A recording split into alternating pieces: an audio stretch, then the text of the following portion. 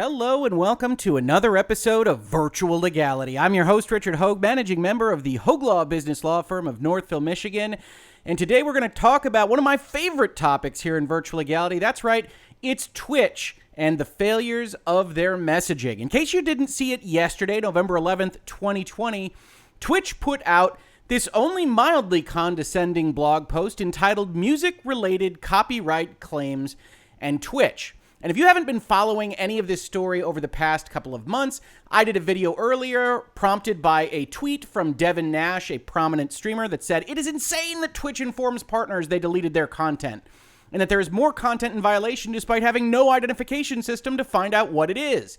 And he put up the email or post that he received on these questions from Twitch, and I did a video commenting on how condescending it was. In consideration of the fact that we didn't give you any notification or give you the ability to seek a retraction from the rights holders, we are processing these notifications and issuing you only a one-time warning due to our beneficence at the Twitch platform. And I did a video that you can check out on this channel called Understanding Dmca Takedowns, because one of the things that keep coming up is why Twitch or YouTube or Facebook or whoever don't really necessarily follow the counter notification process that they say they will in every instance, and that's because they don't actually have independent liability for the problems that might be caused by their taking something down early.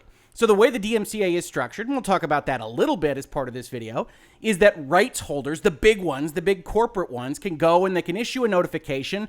There isn't a lot preventing them from issuing a notification that maybe isn't 100% accurate, and then when you go to ask Twitch or whoever to put it back up, Twitch probably does because they're interested in getting your business and having a platform, but they don't have to, and there's really no legal ramifications to that because their terms of service say, hey, if we don't put something back up or if we take something of yours down, we are fully within our rights to do that. So I did a video on that, and I talked about this with Devin briefly on Twitter, but now we have a little bit more because this has accelerated. This didn't stop last month.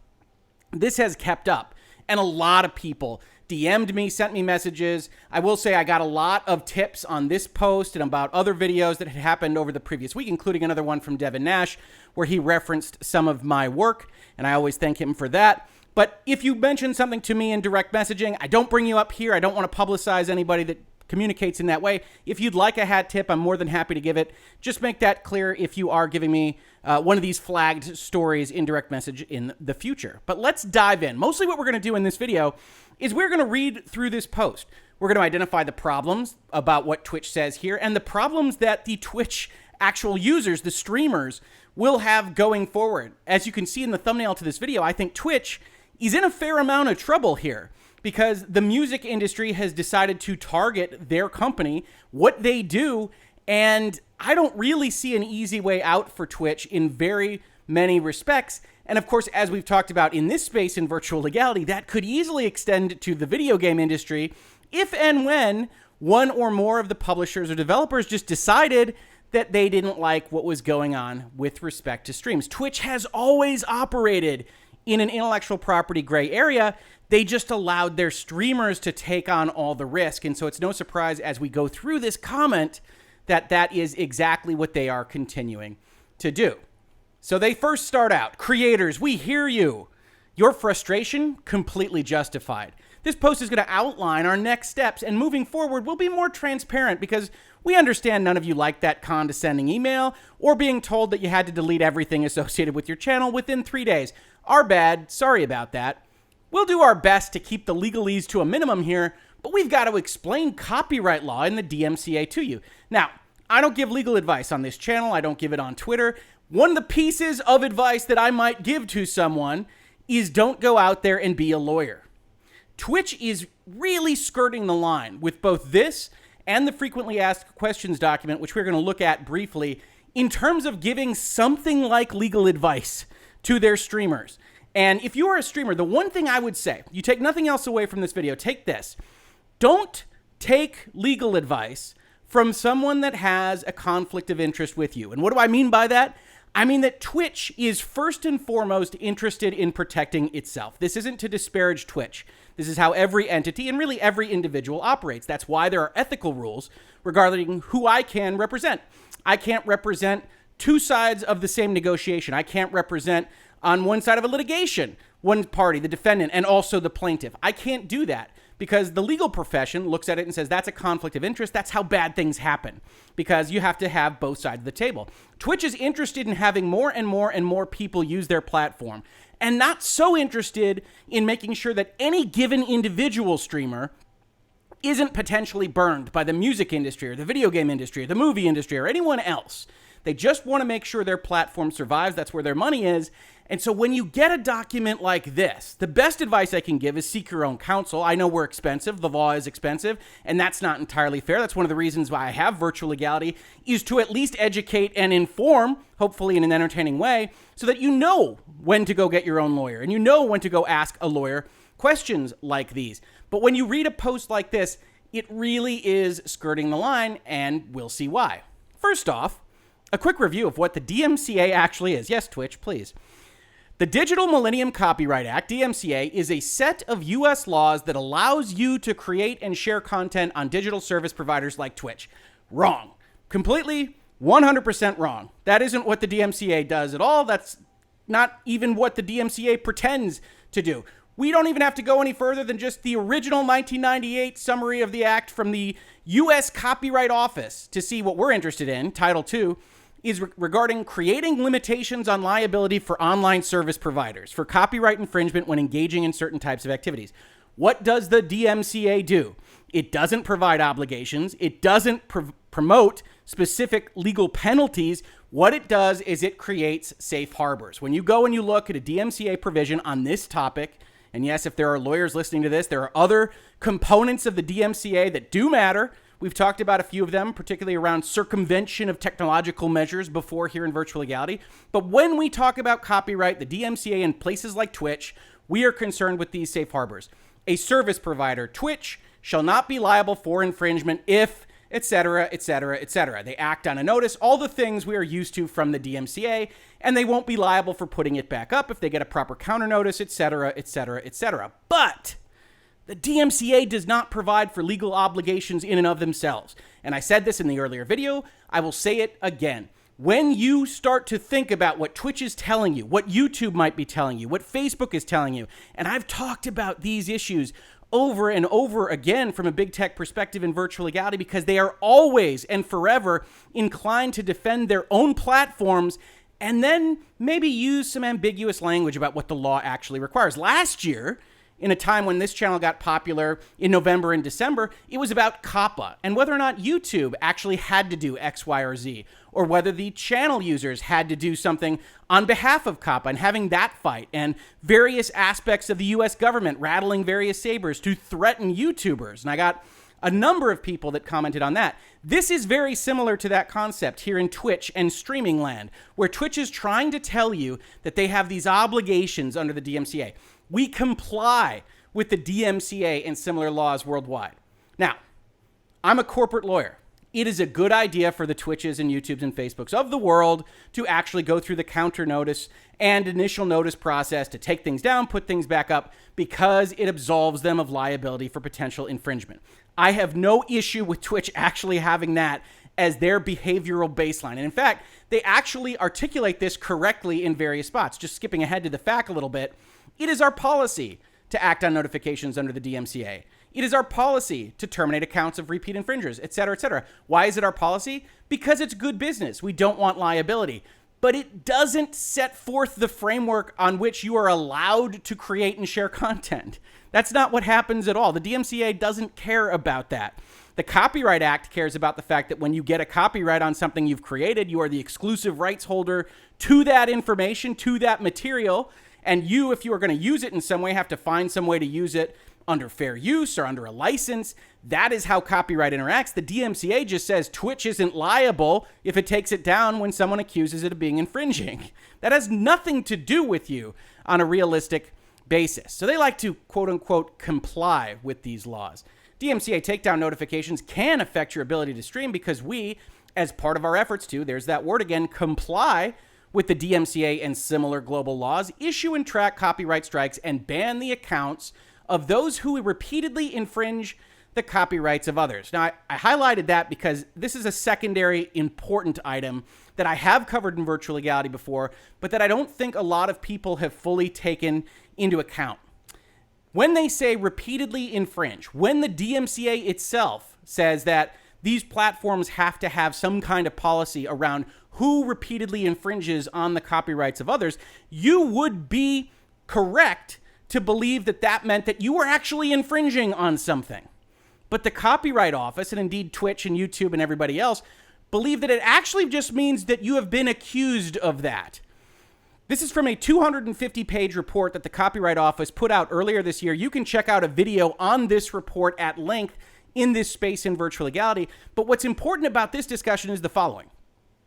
While any interpretation of Section 512I, the section in the DMCA that says you have to do bad things to repeat infringers, must give OSPs, that's your Twitches and YouTubes of the world, some discretion to define repeat infringer in a manner that makes sense given their service and user base, any definition must be consistent with the statutory criteria that repeat infringer means repeat alleged infringer, not repeat adjudicated infringer. They're trying to say you don't have to go to court and prove that they infringed, but they're also baking in that you don't even have to have infringed, right? If you follow the news, if you've done anything in your life that has gotten you in a wrongful detention or otherwise, you know that simply having allegations placed against you doesn't mean that you did that thing. People can be wrongly accused. People can just make mistakes. It doesn't have to be nefarious. And what the Copyright Office says is if you get multiple allegations of infringement, then under the law as they read it, and I don't think it's a proper reading, and the Copyright Office is not the final arbiter of this, but they are a significant one, that you should be punished, that you should be cut off, that 3 strikes means that you got 3 people yelling at you, not that you actually infringed 3 times. And so when you come back to references from places like Twitch that say we need to ban the accounts of those who repeatedly infringe the copyrights of others, understand that if Twitch truly wants to defend itself from liability, wants to follow what the Copyright Office says, and presumably what some courts will wind up saying, and there might be a fight amongst the courts about this, there certainly is already, that they have to punish people that are alleged to infringe. And when you start talking about a set of circumstances like the ones that Twitch is about to describe, where the music industry just descends upon their platform, you are going to have a ton of allegations of infringement. And what happens from there, who knows? But Twitch might not take the proper steps without massive bans. Twitch might not do anything to assuage the music industry on this score. They're trying to sell their own soundtrack product, which will be a part of this discussion as well. But there is very real danger that the entire Twitch model is very problematically managed from the top down right now, which is why I wanted to make this video. Everything I read in this post, and we will continue from here, suggests that they are worried about their own liability, but not so concerned about whether or not any given individual will survive this kind of action, and things are going to get worse before they get better. As a company that is built around a community of people who create content, we take allegations of copyright infringement seriously. And I highlighted that because Twitch has never done that. Twitch has always operated with a kind of wink and a nod that, oh yeah, you're streaming this music, you're just like a radio. Maybe we could have some DJs on here. Doesn't matter, grow the channel, we'll worry about it later. Recent DMCA notifications, and I found this history fascinating. How did we get to this moment? Until May of this year, streamers received fewer than 50 music-related DMCA notifications each year on Twitch. The interesting part about that line is that even with that few of a number, if it's coming into Twitch, Twitch should start to become aware of what behaviors and activities its own platform users are starting to do or have continued to do that are clearly infringing. We've talked in Virtual Legality on the YouTube side of things about reacts channels that just essentially play an episode of anime or a sitcom and just say, wow, ha ha ha, or whatever it is that they feel is adding to the experience, and how that is probably not fair use under the copyright laws. But YouTube isn't doing much about it because those owners aren't necessarily reporting things to YouTube. It's very similar on the Twitch side of things. People have been playing music on Twitch for as long as I've known that it exists, and they didn't care until the music holders cared. And we're going to come back to video games on this because there's a nice analogy to what is happening on the baseline level. Twitch, of course, is for the streaming of video games, or at least it was when it started. And if you can't stream video games, you've got even bigger problems than just what we're talking about today. Beginning in May, however, representatives for the major record labels started sending thousands of DMCA notifications each week that targeted creators' archives, mostly for snippets of tracks in years-old clips.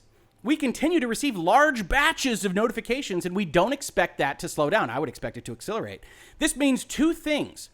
If you play recorded music on your stream, you need to stop doing that. Now, they use the phrase recorded music in a number of places, which I find funny. One of the things that happens when you play a video game is that the music in that video game is not being performed by a tiny little orchestra in your Xbox or your PlayStation 5. It is recorded, and you are playing it on your stream. They don't mean that, I don't think. They mean items of music that are entirely separate from your video game experience. You're playing Tetris, and you're playing radio broadcasts or your favorite CD. But it's worth noting that there isn't necessarily a reason to distinguish between those 2 points, and that's something we'll get to later in this video as well. If you haven't already, you should review your historical VODs and clips that may have music in them and delete any archives that might. So while we continue to remove content targeted by these notifications as required by the DMCA, remember, the DMCA requires nothing. Everything Twitch does to quote-unquote comply with the DMCA is for Twitch's benefit and Twitch's benefit alone. You didn't get any extra rights from the DMCA. You maybe didn't get that right to put forth that copyrighted material as you might have hoped to have done, but Twitch doing these various things under the DMCA is to protect Twitch and no one else. Therefore, we also paused the processing of strikes associated with these batch notifications in order to give you the tools, information, and time that you would need to deal with them. We paused on all this because they were coming too fast and furious, and we didn't actually want to kill the entire channel. We've analyzed the notifications, and we found that more than 99% were for tracks that streamers were playing in the background of their stream. So what the music industry appears to have done is that they have seen that it was a common practice on Twitch to essentially play whatever it is you're playing, because Fortnite, for instance, doesn't really have a soundtrack that's very compelling. So you put on whatever music that you want to play Fortnite to, because you're going to play it for 50 hours in order to build a Twitch following. And the music industry objected, because that was essentially like listening to music on the radio, sure, but they have licenses for that. And you didn't pay somebody somewhere for the rights to that music. And the music industry is not the video game industry, and they care a little bit more about license violations. The point of the DMCA is to strike a balance between the interests of right holders and creators. Because of this, we were compelled to delete the VODs and clips, compelled to save their own butts. This showed our commitment to upholding our obligations under the DMCA, which are non-existent, while affording us the opportunity to sort out the best way to handle issuing strikes in these circumstances. Compelled, obligations, requirements. Look, again, I agree that if I'm general counsel for Twitch, I'm saying we have to do these things. But I want clarity of communication. Twitch should go out there and say, we weren't doing things correctly these past few years. And they say that a little bit later on in this post. But not that we are compelled or that we're obligated or that we're required to do these things, but that we are going to do these things because we don't want to spend the money licensing the music, negotiating a license, negotiating an amnesty for our platform users that have built this company to the size that it has grown to. We don't want to do those things, so just get out of here and have a mass delete tool. I am not saying, again, I'm an evil corporate lawyer, that I would necessarily handle it on the ground differently, but I certainly wouldn't communicate this way. And if you are a Twitch streamer, you deserve honesty in communications first and foremost, and Twitch is not delivering that to you, nor have they in the past month or seemingly in the past year. Under these extraordinary circumstances, we recognized creators should have a reasonable chance to understand that content created in the past was being targeted as allegedly infringing, and be given an opportunity to change their approach to music use before they got hit with strikes. So they're going to try to thread this needle by not responding entirely on a strike basis to all this stuff. It wouldn't surprise me if one or more of the music titans says, hey, no. If you want protection from liability, the DMCA says you have to cut off people that have multiple alleged infringements, and we submitted 25 against that guy, so do your duty. It's going to get more difficult for Twitch before it gets any better at all. Then they do some apologizing. We hear your feedback about how frustratingly little information we provided. One of the mistakes we made was not building adequate tools to allow you to manage your VOD and clip libraries. We could have developed more sophisticated user-friendly tools a while ago. That we didn't is on us. And we could have provided creators with a longer time period to address their libraries. Hey, that was a miss as well. Sorry, bud, my bad. We're truly sorry for these mistakes, and we'll do better. Which I would ordinarily say objection, facts, not in evidence.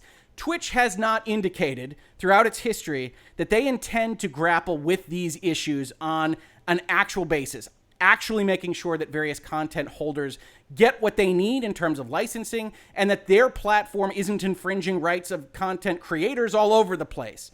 But hey, my hope is that they get better. They're saying that they will.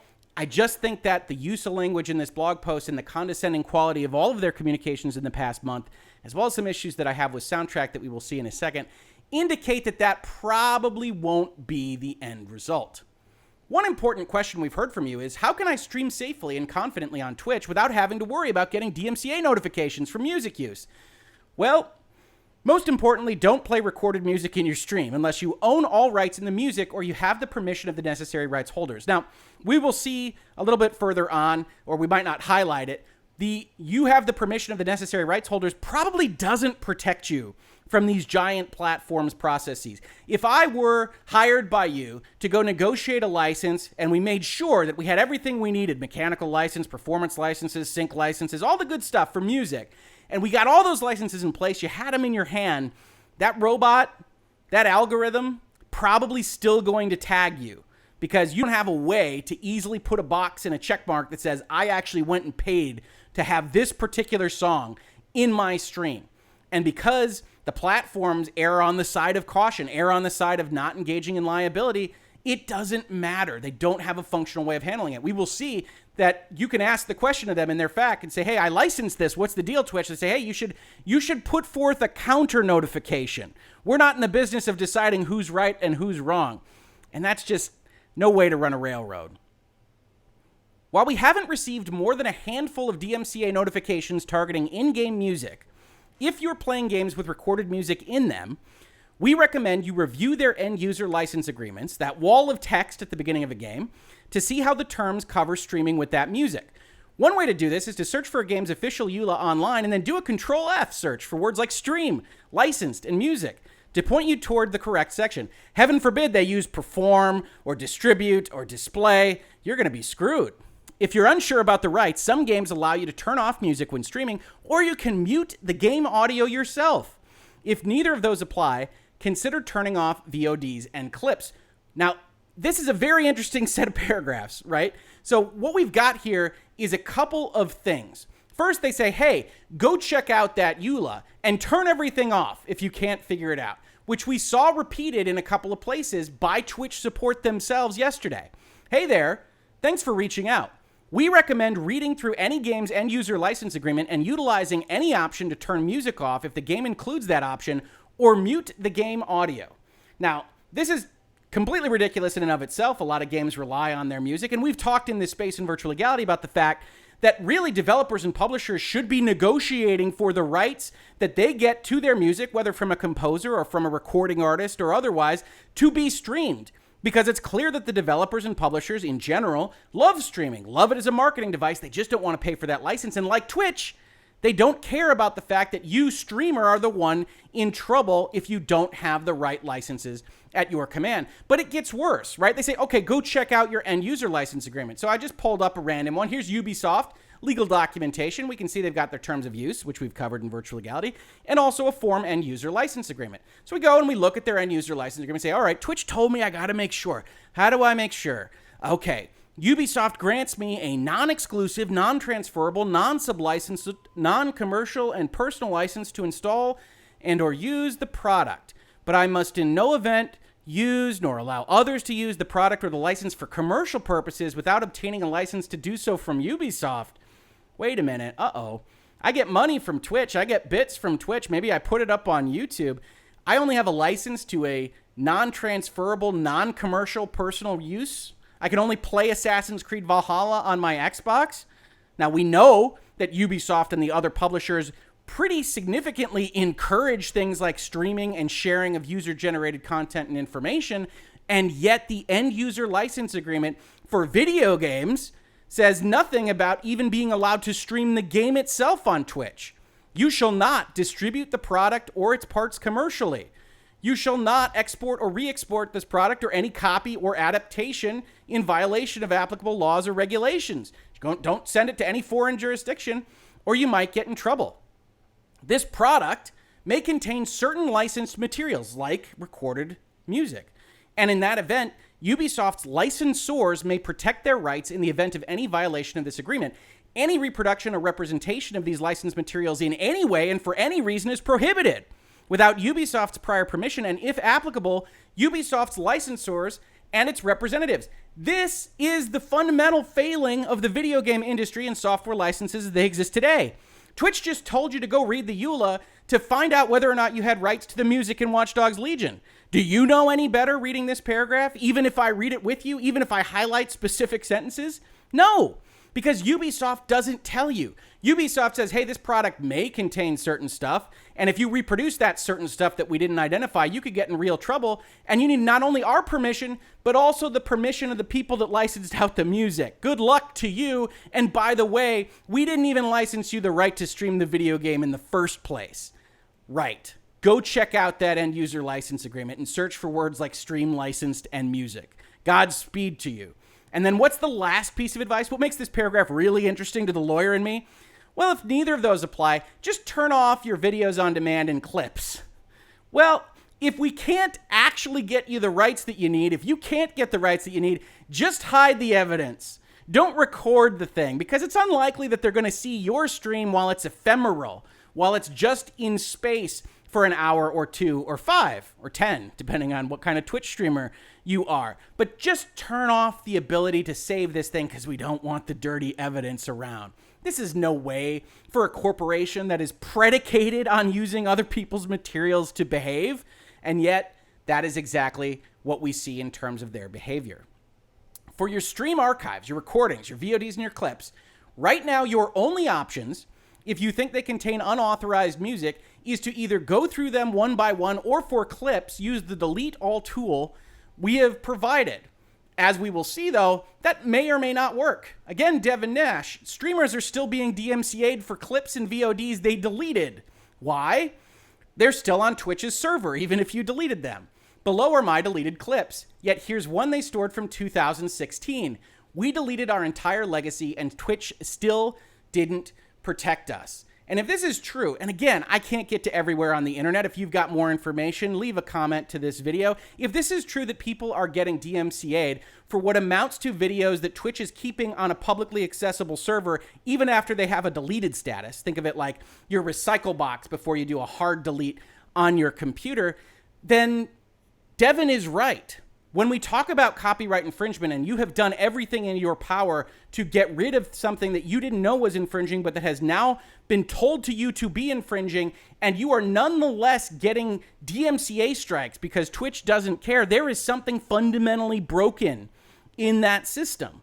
And Twitch is the one responsible for any infringement, and they're giving you the strikes to try to get out of that liability under the DMCA, but not only is it fundamentally unfair, I would argue you probably have some kind of legal defense. If it came up that somebody wanted to sue you for copyright infringement about a piece of material that you deleted from the platform in the same manner that you put it up in, then I would say it's the platform's problem much more than it is yours. But nobody wants to spend the money and go through the time and get to the end state of a trial and have these music companies with billions of dollars breathing down your neck. And this is the position that Twitch has put its platform streamers in.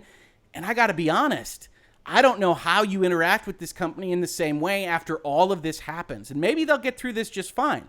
I like watching people play video games. But what I like more is people having specific black letter rights in the contracts that these developers and publishers and music companies give them so that they know that this marketing service they are providing to basically all of these industry participants is something they can feel safe about doing. And that just simply isn't happening. Twitch goes on to talk about the new products and tools they're planning. First, you don't have enough control over the recorded content on your channel. We want to expand the use of technology to detect copyrighted audio, which if you are on YouTube, you know is not necessarily a panacea because they are going to identify each and every tiny little thing that could potentially be uploaded, whether or not it's fair use, whether or not you have the right to use it, and that's going to create its own problems on Twitch and certainly has already on other streaming platforms. Second, we'll make it easier for you to control what audio from your live streams will show up in your recorded content. Soundtrack by Twitch has some of this technology built into it, and we'll work to make it available for everyone, regardless of whether you want to use Soundtrack, for which we've cleared all necessary rights, or music from others that provide rights-cleared music. As I understand it, Soundtrack basically allows you to put a separate audio feed in something that is uploaded to Twitch, and it will show during the stream, and it won't show during the recording. We're going to talk about why that might be a problem in and of itself. Third, we need to give you the ability to actually review your allegedly infringing content when you receive a DMCA notification, you think? In addition to the details already provided in our takedown notifications. That is, information about what copyrighted work was allegedly infringed, who the claimant is, and how the claimant can be contacted. We also need to help you more easily file counter notifications if you believe you have the rights to use the content. For example, because you've secured a license. Now understand, if somebody has licensed out the rights to music to you and files a DMCA takedown or strike against you anyway, then that is not the way the DMCA is supposed to work. You should have broader rights than simply filing a counter notice. You should be able to show Twitch and say, this infringement is absolutely flatly ridiculous. Twitch is instead taking this quote-unquote neutral position that they aren't going to evaluate any claims ever, and so they aren't going to defend you from what may well be very problematic DMCA takedown notifications. And if you've been on YouTube, which is where I make my home here on the internet, then you know that DMCA abuse is a very real thing. We did a series of 15 some odd videos about Sony taking down every reference to The Last of Us Part 2 leaks, whether or not they incorporated cutscenes or other leaked materials, just talking about the narrative elements of that particular game and how that's clearly not a copyright infringement violation, but they couldn't do anything against Sony, not only because it would just cost too much money, but because you go through the counter notification process. It takes 10 days. Sony gets the time period they want. They just drop the claim, and then Sony could potentially do it again in the future. It isn't a system that works, and if you believe that the DMCA can be abused, then these platforms really need to start stepping up for what the value of their actual infrastructure is, the people that make the content on their service. Some of you have asked why we don't have a license covering any and all uses of recorded music. Now, note the straw man there, right? Normal people don't ask, hey, Twitch, why don't you have a license covering any and all uses of all music in the history of mankind? And Twitch says, well, that would just be too hard. We couldn't get any and all uses of recorded music. No, most people say, Twitch, why don't you negotiate with developers and publishers to make sure that there's a clearance aspect, a whitelist, some kind of indemnification protection for the people that want to stream the hottest video games, that want to stream something like Among Us, that maybe doesn't actually have the right streaming licenses to actually become the 100% crowd pleaser that it has become in the past few months. Maybe, Twitch, you could help out with that process. But no, they answer a different question. Why aren't we licensing all music ever created by the hands of man? We are actively speaking with the major record labels about potential approaches to additional licenses that would be appropriate. That said, the current constructs for licenses that the record labels have with other services make less sense for Twitch. The vast majority of our creators don't even use recorded music as a part of their streams, and the revenue implications to the creators of such a deal are substantial. In the meantime, we are focused on building tools to better help you manage your VODs and clips. Now, why are they doing that? Because they say the following. So there's no confusion, to music creators, we pay public performance licenses in order for you to perform music live to your communities. You should avoid using pre-recorded music and disable VODs and clips unless you have the rights to the music and compositions.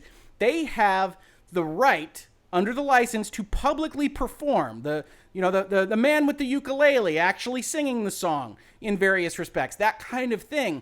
But they don't necessarily have other rights. And that's where I want to bring you up to speed on Soundtrack, and most specifically a Rolling Stone article that was written about it that really complains about it. So first we have a paragraph here. Now I'm going to give a disclaimer. I'm a software tech, mergers and acquisitions, contract, commercial, transactional lawyer. I am not a music intellectual property licensor. I highly recommend that you go and you find somebody that specializes in music copyright, because this is one of the more confusing areas of the law. But Rolling Stone does what I think is a pretty decent job of summarizing the situation in this paragraph to come. At issue, they're talking about soundtrack now, is why Twitch has only secured licenses for live streams and not recorded video. Quick licensing lesson. To make a song stream safe, a platform has to secure master recorded rights and publishing rights, usually from record labels and publishers, and mechanical licenses to release the music. These are the requirements for any music streaming service. Additionally, parties that want to use music in a public setting, like in a cafe, have to get a public performance license. Lastly, if music is used in a video setting such as an advertisement, film, or recorded live stream, note the recorded there, the party responsible needs to pay for a synchronization license. Industry figures allege that Twitch has not taken out sync licenses, the most expensive of the bunch and most revenue generating for musicians. That, multiple sources say, both publicly and to Rolling Stone, is why Soundtrack has such a limited scope. Then we get to a quote from Noah Downs, a lawyer at Morrison Rothman LLP who works in the gaming industry and serves as general counsel for Pretzel Rocks. Now, as we talk about, this is good that it's not anonymous, but when you read articles, especially here in Virtual Legality, but just also on your own, you always have to take into account what people's tilts are. So Noah Downs here is general counsel for a company that wants to help put music on streaming services and is negotiating licenses. They are a competitor to Soundtrack, and specifically to Twitch Soundtrack, on this particular question. So it's no surprise he comes out negatively, but he makes some good points. He says, the idea that playing music during a live stream does not require a sync license is wrong. It's a bad interpretation of copyright law. It's one that, quite frankly, reeks of desperation to solve the music problem, because the music is definitely synchronized in timed relation with images and video. Twitch Soundtrack is a workaround that isn't designed or meant to pay artists, and it doesn't fully protect the creators. It's an attempt to protect Twitch.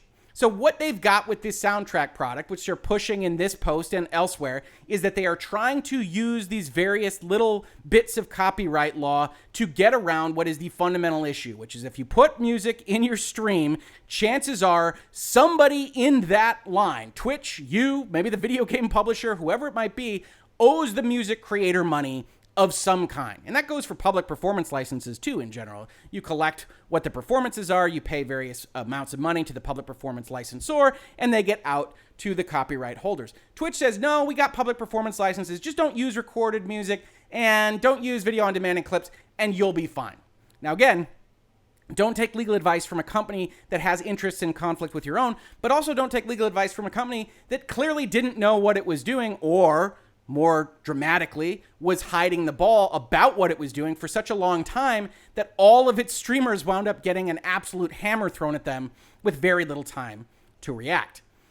You need to stay educated. We urge you to keep learning about copyrights, hopefully in places like Virtual Legality, and maybe I'll be on some famous streamers' streams before you know it. Who could say? And please do keep learning about copyright, because this stuff is important, but also understand how the Twitches of the world really aren't helping you answer your own questions, right? We've got a Twitch creator camp here. Learn the basics. It's our policy to comply with the Dmca. To put it simply, if you do not have the rights to use a copyrighted work, you should not use it in your stream. And if you are not sure if you have the rights, you probably don't.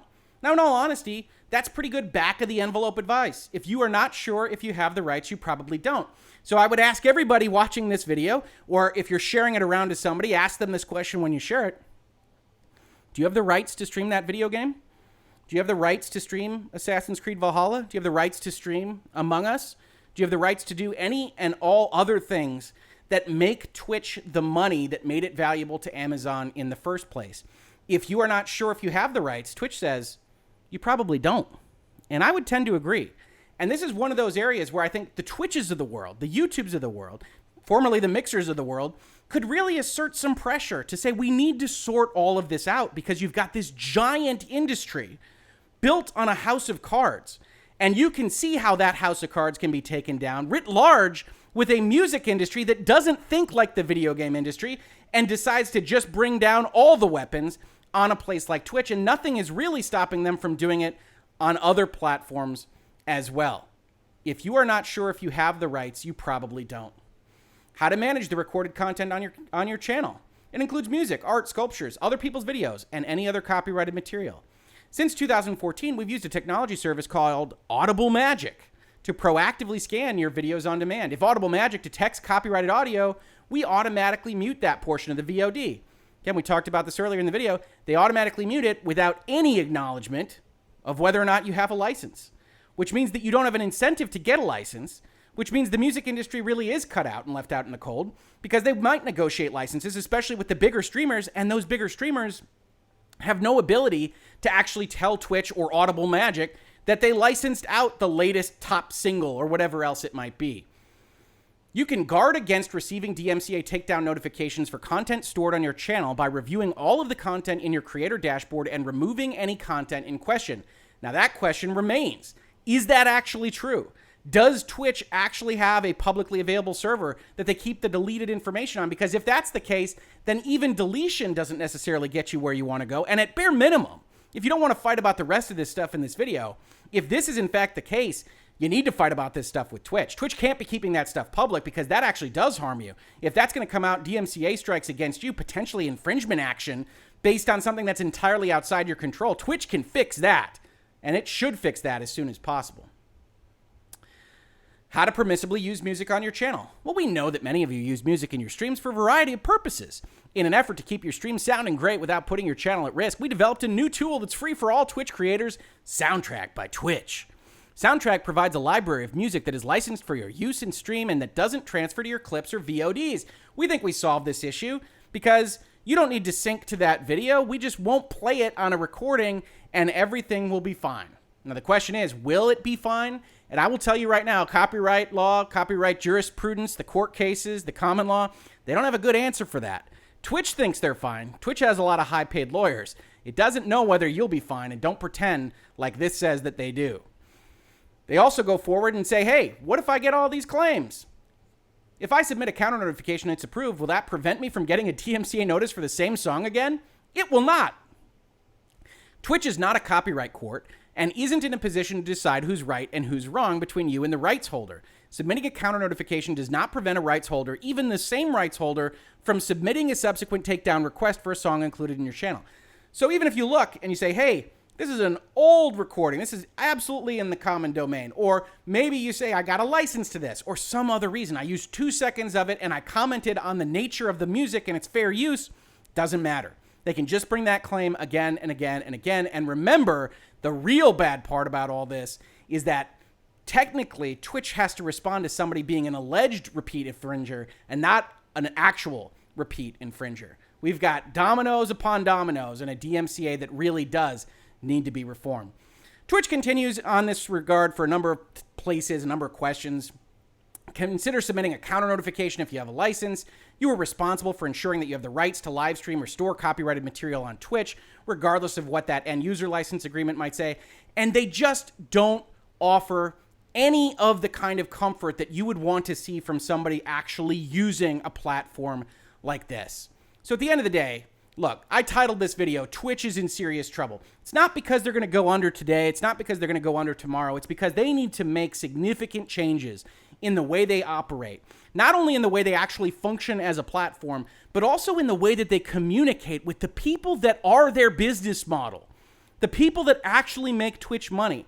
Because if they lose that, if the music industry comes in and just says, hey, you got to ban all these people, if they continue to hit people on these things, and Twitch doesn't take either technological or legal measures to protect its users, it's not going to only fail its users, it's going to fail itself. And so a hat tip to everybody that brought this up in my DMs. I probably got a dozen to talk about this issue. I'm very happy to continue talking with it. Leave a comment to this video. I will try to answer as many as I can. Of course, no specific legal advice to any given situation, but hopefully you found this educational and informative. Please do let, I think, Devin know. He asked if I would do something on this, and I did. So please let him know that this video is out there. Otherwise, if you caught this on YouTube, thank you so much for watching. This is the kind of thing that we do in Virtual Legality all the time. You know, when we're not covering various election lawsuits. I do try to avoid politics, but sometimes it's difficult, especially in 2020. And if you caught this in its podcast form, thank you so much for listening. We love having you over there on the podcast. I've gotten a lot of notes from people that really love to listen to it. Formerly on commutes, now on walks and things, and I love to hear that all the time. Please leave comments. I really have enjoyed growing this channel. We're coming up on our 2nd anniversary, and thank you so much, all of you, for joining us. I will catch you on the very next episode of Virtual Legality.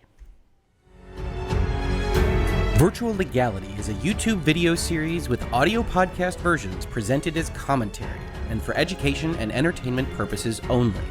It does not constitute legal advice and does not create an attorney-client relationship. If you have legal questions about the topics discussed, please consult your own legal counsel.